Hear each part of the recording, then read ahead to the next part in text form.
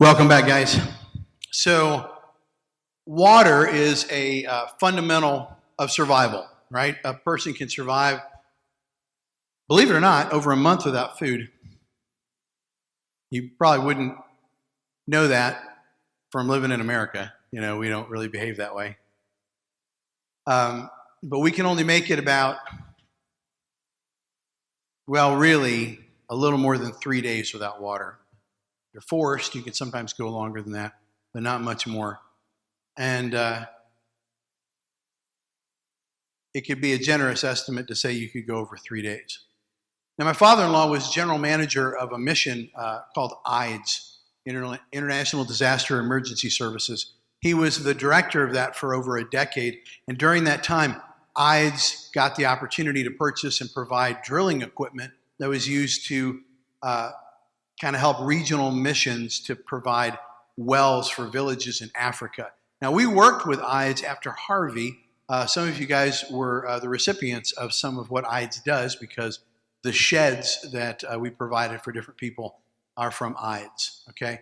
But they do a lot of things, and drilling was one of the things that they were able to do when my father-in-law was the director.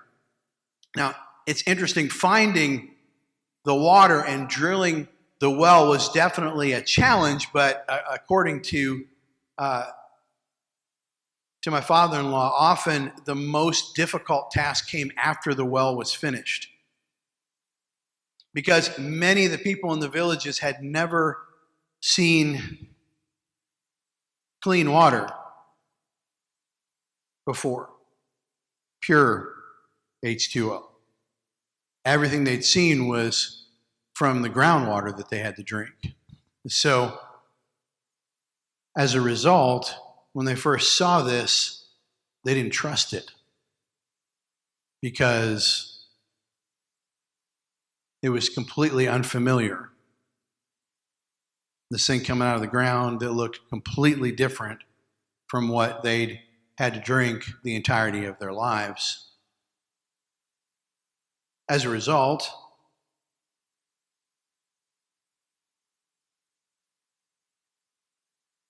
they had to overcome some trust issues with the pure H2O. The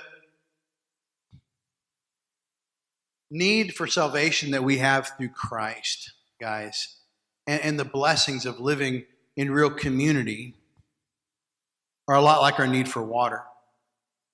And when I say we, I mean like everybody that's ever existed. We all have sinned. We've all fallen short of God's glory. We're all justified by grace through the redemption that comes from Christ. Read that in the book of Romans. And we're all better together. We're united by his salvation, and we can be united as a community.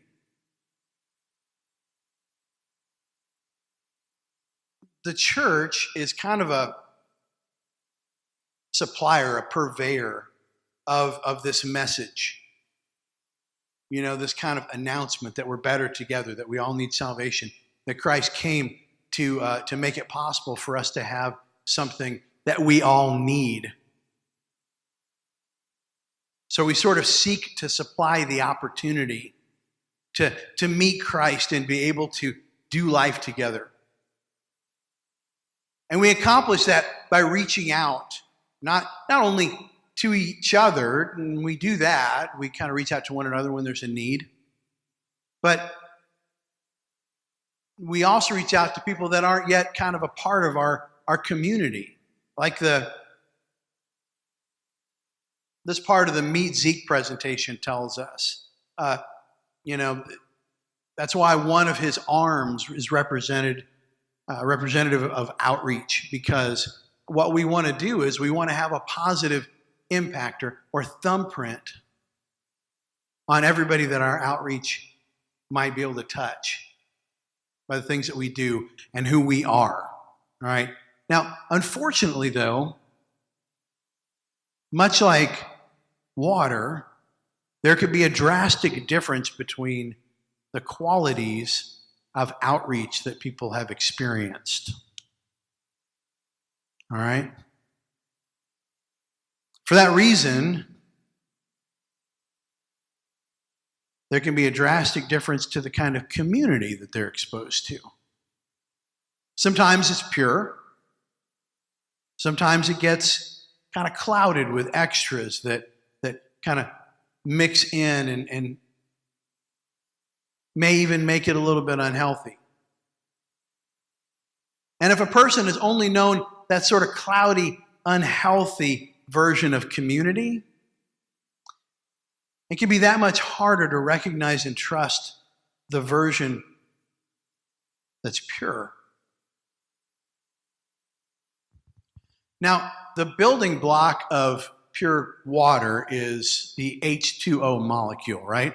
We all learned that in science class, right?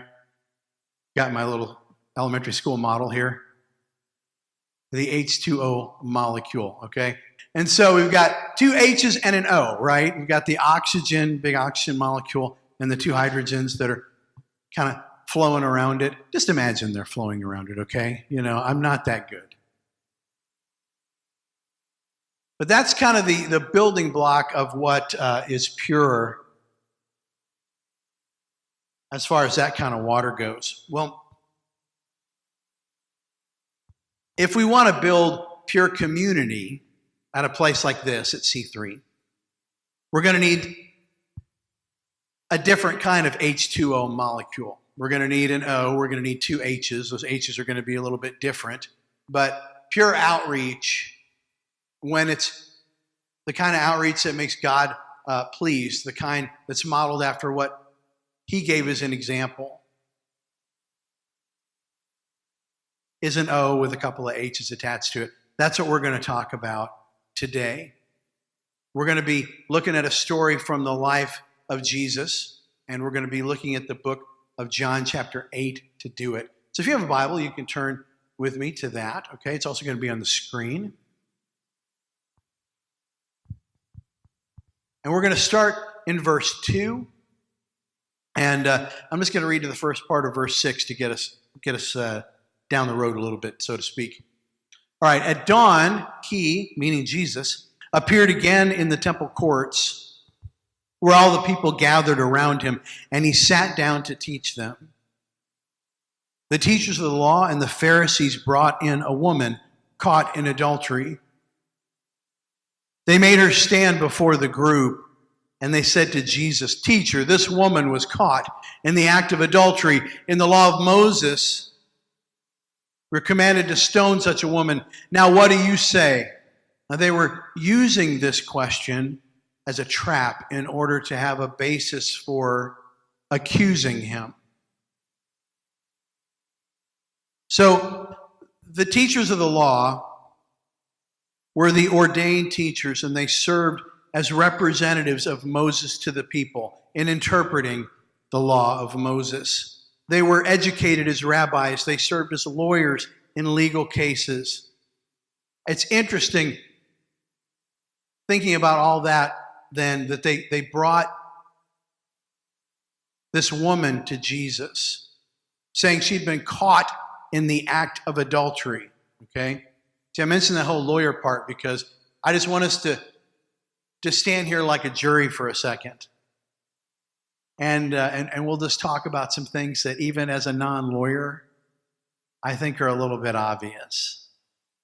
See, it raises a couple of questions. For instance, was she really caught in the act? Because if so, where was the guy?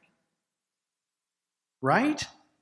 I mean, the last time I checked, it still takes two people to commit adultery, right? I mean,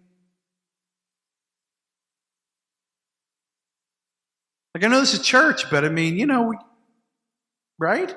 Okay, we're all tracking, right? Okay. So if that's the case, where was he?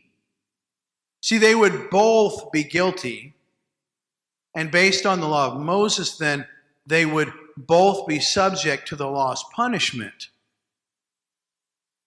And if you're wondering, where does it say that? Well, it's back in Leviticus in chapter 20, verse 10. You can also read it in Deuteronomy chapter 22, verse 22. Okay, if you want to kind of get in there and check my work, okay? Now, the second question would be, if she wasn't literally caught in the act, Why were they ready to stone her? Why were they ready to execute her? See, it took the agreement of two or more witnesses to confirm an action. That's the way it worked. So if there's no guy, chances are she wasn't really caught in the act. Are we tracking? So that means, and honestly, if it was adultery, still, probably the chances that there were witnesses, are we still tracking here? Is pretty unlikely. Pretty unlikely. See, that's the reason adultery was rarely punished. Because there were rarely witnesses. Usually the punishment for a woman was divorce. And at this point in history, gang, just so you understand, for the woman, rights were zero. If the man was caught, the wife had no rights. If the woman was caught, the man could divorce her. If the man was caught, she was just stuck. No rights. I know it's popular to say that Christianity is misogynistic and oppressive to women, but if you look at Jesus' attitude toward women, he actually probably did more to lift up their position than anybody at that time in his point in history, and certainly ranks up there in history itself. As a matter of fact, we're going to see how he treats this woman, and I think it's quite an example. Just thought. Sorry, not to be political, but there's a lot of narratives out there. Be careful what you believe. Just do your own research. And Jesus is not who some people say he was. All right? Now, the bottom line for this story, though, is that this was intended to be a trap for Jesus. Unfortunately, like I said, at this point in time in history, women had no rights whatsoever. They were barely considered higher than property to people. And so, to the people that were bringing the accusation, they were using her completely as a pawn. They did not care about her at all. It's a sad commentary, but it is the truth of the situation. So, for that reason, I'm asking you, don't get hung up on what the sin was. It could have just as easily, if they were talking about the law of Moses, she could have been a woman caught in the act of dishonoring her mother and father. Because according to the law of Moses, that was also punishable by stoning to death. So kiddos, be thankful. Okay? That's all I got to say. All right. Still, even though the circumstances of her wrongdoings were pretty muddy, a couple of things are kind of clear to us because of her posture, okay? Her sin was real, and according to the law of Moses, it was a punishable offense. We also know that her life had become really, really messy. Would you agree? Because here she is stuck in this horrible situation. And number 3, at this point, she felt very alone. Very, very alone. So in light of all that's going on, let's take a look at what Jesus says and what he does here. We pick it up in the second part of verse 6. We're going to drop down to, about verse 8 or so. But Jesus bent down and started to write on the ground with his finger. It's while they were throwing the accusations at her.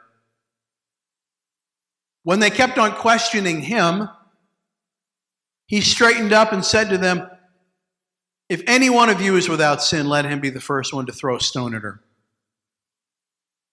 And then he stooped down and wrote again on the ground. We have absolutely no idea what he was writing on the ground. Not that anybody was concerned about that. Are we kidding? Everybody wants to know that. Right? Can we just admit that? Most people hear the story and are like, what was he writing? I don't know. Some people think he was writing other sins that were punishable. Some people think maybe he was writing the sins of the people that held the stones in their hands. I don't know. Maybe he was writing a fish symbol. You know, this is nice. When people invent the car, this is going to be a hit. You know? I mean, I don't know. I don't know what he was doing. We don't know that, okay? But what I want you to see here is that Jesus is in the circle with her. Do you notice that? She's not alone anymore. And his actions demonstrate sort of the first element of our pure outreach molecule, the O part, that our church should present to everybody we encounter. The O stands for offering. And no, I don't mean like the offering that we have set up in the back, that little joy box. This is something you're going to have to hang with me on for a second because it could be a little bit intangible at first. But it's super important. What I'm talking about here is not the thing that's presented, okay? Because we're going to get to that in a minute. But what I'm talking about really is the actual action of presenting. And all the decisions and attitudes that go into that action. See, gang, this is the part of outreach that actually reaches out. It's the part that, you know, for everything else that we're going to talk about is really important. As a matter of fact, it's incredibly important. But if we don't get this, then we will become that very thing that I tell myself inside, none of us in the church ever want to be, but we all too often become. And that thing is this dreaded word, spectator. Too many of us go to church and we watch stuff happen, and we may even talk about it. So we, in a way, we're not even spectators, we're almost like religiously academic. We keep things theoretical and we talk about what ought to be done and how people ought to act and how we ought to behave, when the reality is, guys, we have to take a step. We have to be the ones that reach out. One of the things about that model of Zeke, our little guy that we put up here every week, one of the things about him that's so important that I hope that he helps keep in front of all of us is that reminder that the church is a body and not a building. And that means that we truly are, even though it's kind of an old cliche, we are the hands and feet of Jesus. Like we are the ones that provide the tangible part of what he teaches. So if the offering, the action itself isn't something that we understand and believe is our responsibility, then it's not going to get done. Because it's so easy to say that that's somebody else's job. And I know that it is. I know that it's easy to say that. And I get why. Because it's a little bit scary to kind of think about being the one to reach out, because we worry about what if it's rejected? Or what if I don't kind of know what to do? But the reality is, when we see what we're offering here in a minute, I think you'll understand this is something that all of us have been equipped to do. All of us.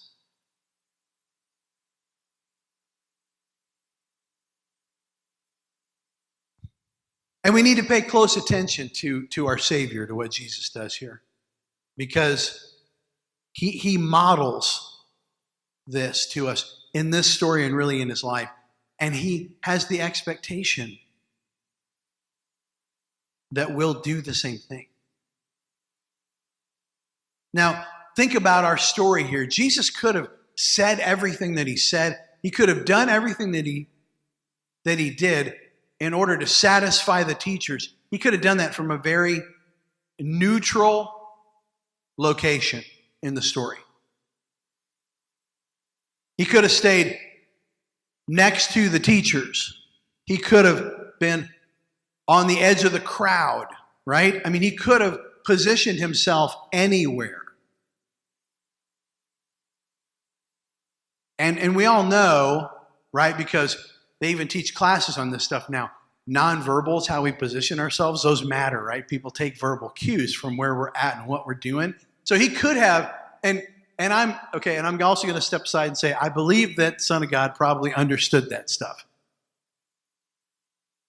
He probably got the whole nonverbal cue thing. So he could have chosen any place to be when he answered them, when he talked to them, when he dealt with this.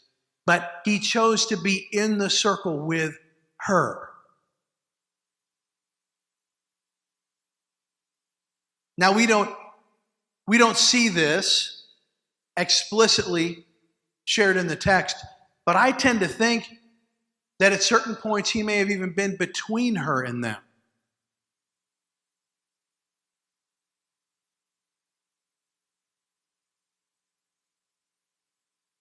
Because he was forcing them to look at him. But no matter where he was specifically in that circle, he was with her. And gang, his very proximity reinforced the legitimacy of what was about to happen, the sincerity of what was about to happen. See, when he stands up to answer their accusation, he doesn't challenge the law. What he challenges is the teachers. His words force them to consider how they would stand up to that kind of accusation. He then stoops back down in the dirt and he waits for the mob's response. And the response is kind of staggering. Because remember, they had done this very publicly. It wasn't just a crowd of people that were all the teachers forcing this poor woman in the middle of things. They brought her before Jesus while he was in a very public place. So there were a lot of people. They had put her on display as a throwaway object in order to try to trap him in front of the people. But now his words were turning the tables on them. John 8:9 says, "At this, those who heard began to go away one at a time, the older ones first, until only Jesus was left with the woman still standing there." Cleared the place out. It's interesting that, at least it's interesting to me, that John thought it was important to note that the older ones walked away first. Maybe the wisdom of experience reminded them of their own shortcomings. I don't know. I would hope that as we get a little bit older, maybe we get wiser about that stuff. Whatever the case, soon it was only Jesus and the woman. And again, it doesn't explicitly say here, but it almost infers that maybe even the crowd itself kind of was shamed away. Like not just the teachers and the people with the rocks, but the people that were kind of the peanut gallery.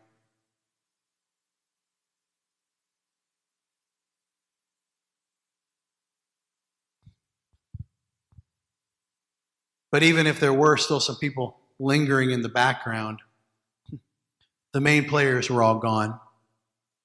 And it was Jesus, and it was this woman.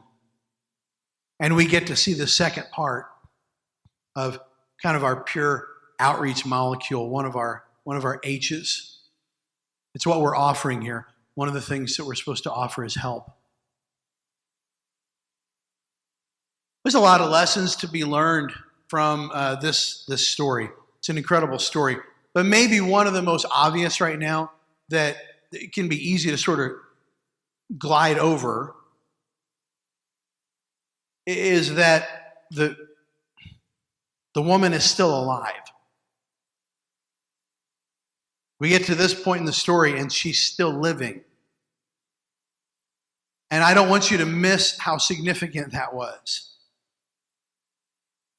I think we sometimes sort of, move really quickly past this truth, the very real fact that she was about to be killed.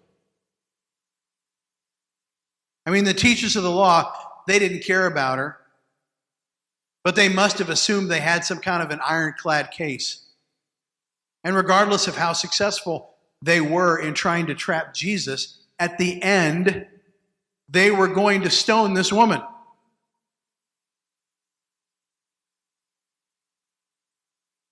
And that wasn't up for grabs. That wasn't on the table. It wasn't an option to say, well, never mind. No matter what happened in their little debate, in their little scheme with Jesus, at the end of that time, they were going to stone that woman.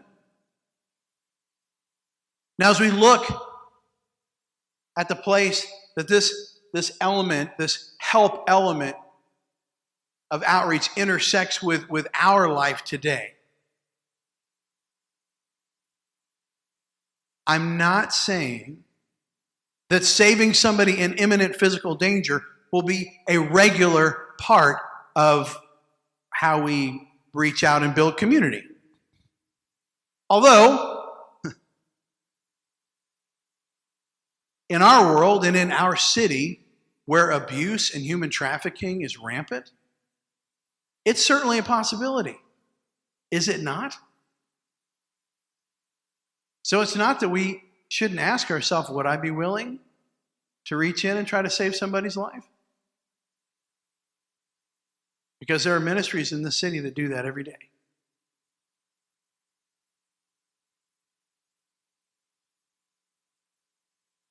But that may not be the entirety of what we're called to do.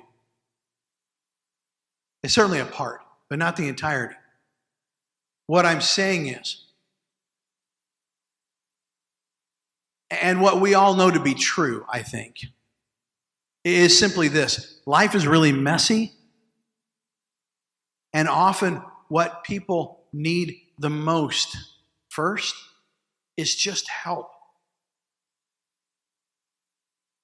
Are we tracking? Sometimes what people need the most in the immediacy of now is just some help.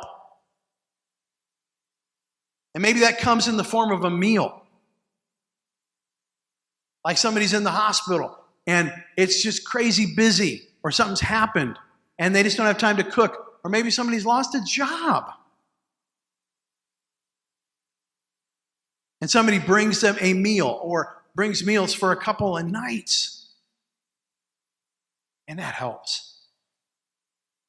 It helps. Or maybe it's a ride to work. Maybe that ride to work is because the individual has just lost their car. The thing conked out. This time last week, I was wondering, will my Expedition get home? Because it was running a little honky. Thankfully, an alternator later, it's okay on the road again. But we all know what it's like to lose a vehicle. And in this town, vehicles, they kind of matter. Having transportation is important. So maybe somebody's car is broken down. Maybe they haven't been able to afford to keep their car. Maybe there's another reason they lost their car. Maybe they can't afford to continue to drive their car to work. And a little ride share would be a really helpful thing. It just helps. Maybe it's a babysitter. Goodness knows everybody that is a parent understands that sometimes having somebody say, I'll keep your kids for a while, is kind of like this phrase that makes little birds sing in your head. When you're thinking, I really just need to do this. I've got to get this done. And somebody says, well, I'll watch your kids if you want to do that. And all of a sudden, the choir of angels kind of plays in the back. And you think, thank you, because that's going to be so much faster. And it'll be better on the kids too. Praise God for everybody that takes care of kids. Maybe it's accountability. Maybe it's just being able to talk to somebody and say, how are you doing? And they know that they can actually tell you. And you say, why don't we just meet every week and catch up, maybe have some coffee, go through darts.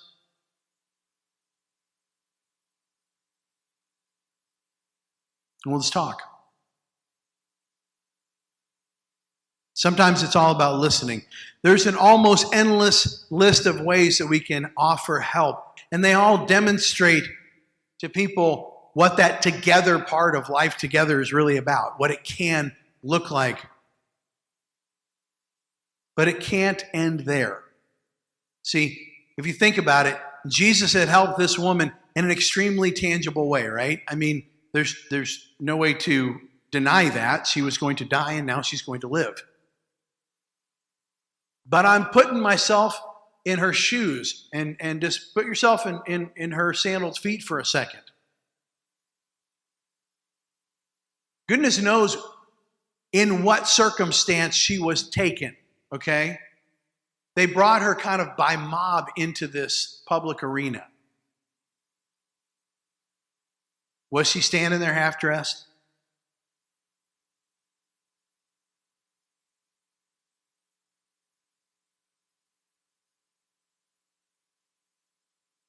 Was she pulled away from something else? Was there a crowd of people around her home that had seen this sort of mob action take place? There's no doubt that Jesus had provided tangible help to her right there. But I got to think that she was probably standing there with him thinking, now what? I mean, now what? She probably thought, I should be dead. Now what?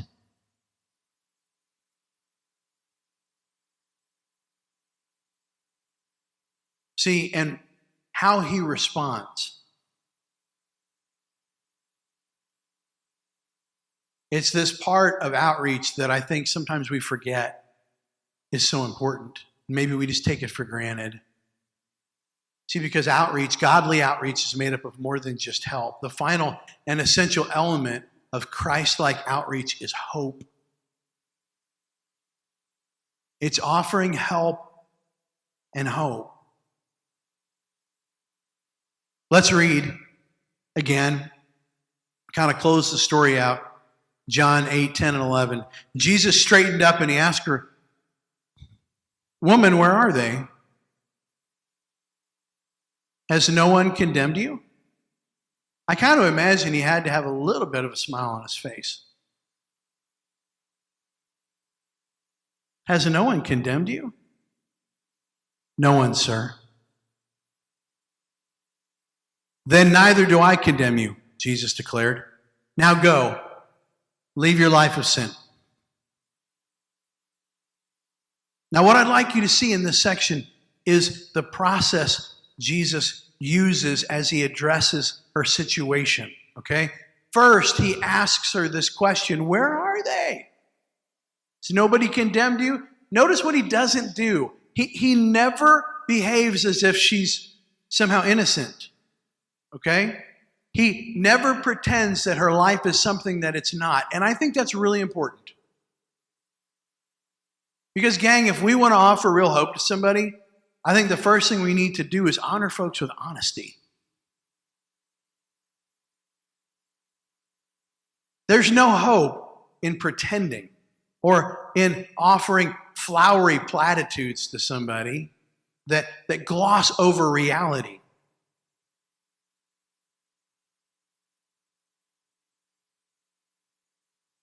But if we look at the example of Jesus here, we see that it's crucial for us to partner honesty with something else. We need to partner it with love. See, when she answers his question, he responds by removing his condemnation. Think of it this way. She's standing there and he looks at her and says, "Where did they all go? Is there nobody left to condemn you?" I'm sure in the back of her mind she's thinking, well, there's one person left.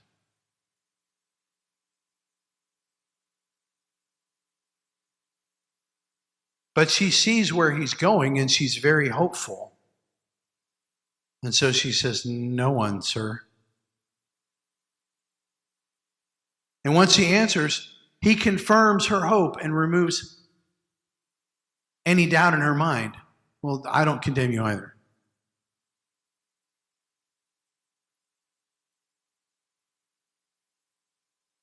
Then he says, "Hey, now go and make a change." You know, can't you just see him looking at her?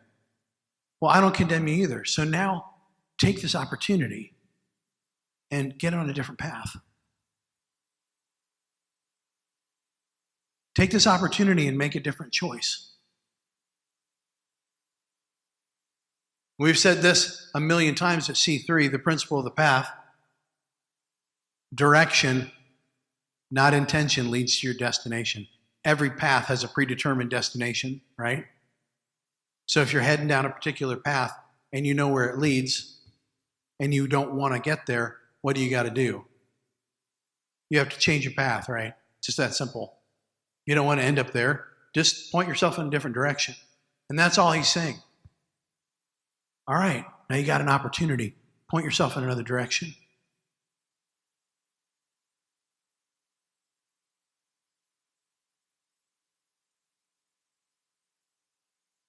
And way back to the beginning when I was talking about the role that women played, unfortunately, in that society historically, one of the other things that gave her hope was that, you know what else he gave her? A choice. He allowed her to make that decision.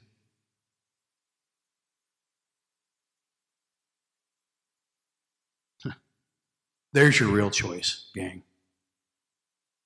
Choose a different way.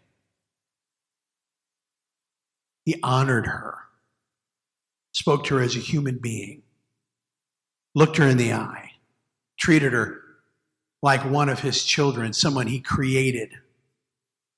And he honored her by giving her the opportunity to make a decision about where she was going to end up. You don't have to do this anymore.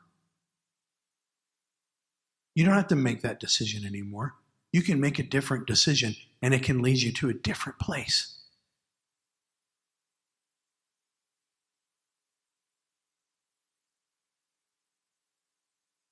He gave her permission to hope, to believe that she could change her situation.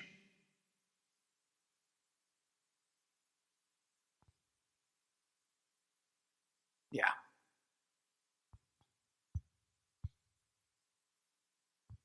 He gave her love. I mean, he told her the truth, but he did it in an incredibly loving way. I've heard it said that love is the seed of all hope. It's the enticement to trust, to risk, to try, to go on. See, the example of Jesus reminds us that offering hope is about loving folks so that they know they're safe to come as they are. But that there's a better story.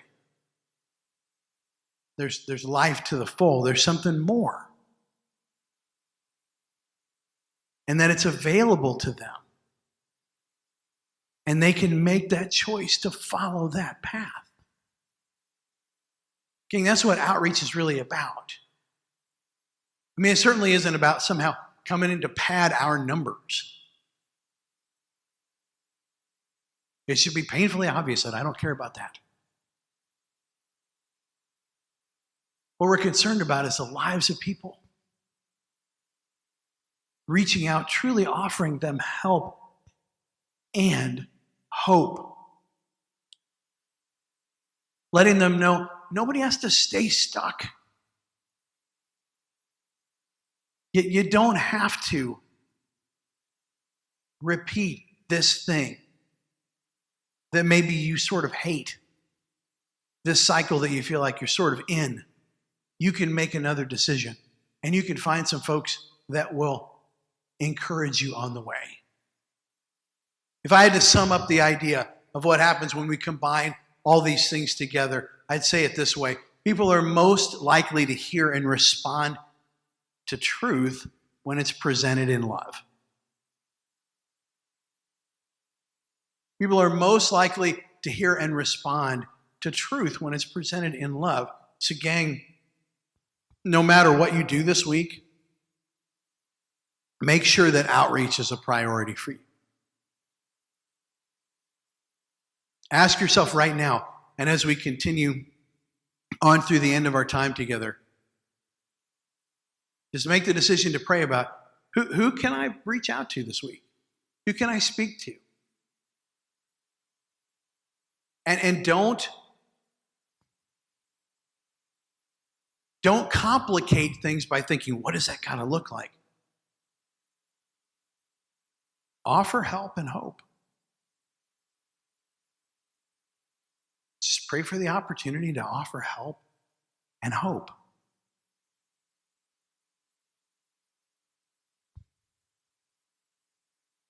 And whether you have an opportunity to reach out to a neighbor or a family member or a coworker or the checker at the grocery store, remember that pure godly outreach is about offering help and hope, offering truth presented in love.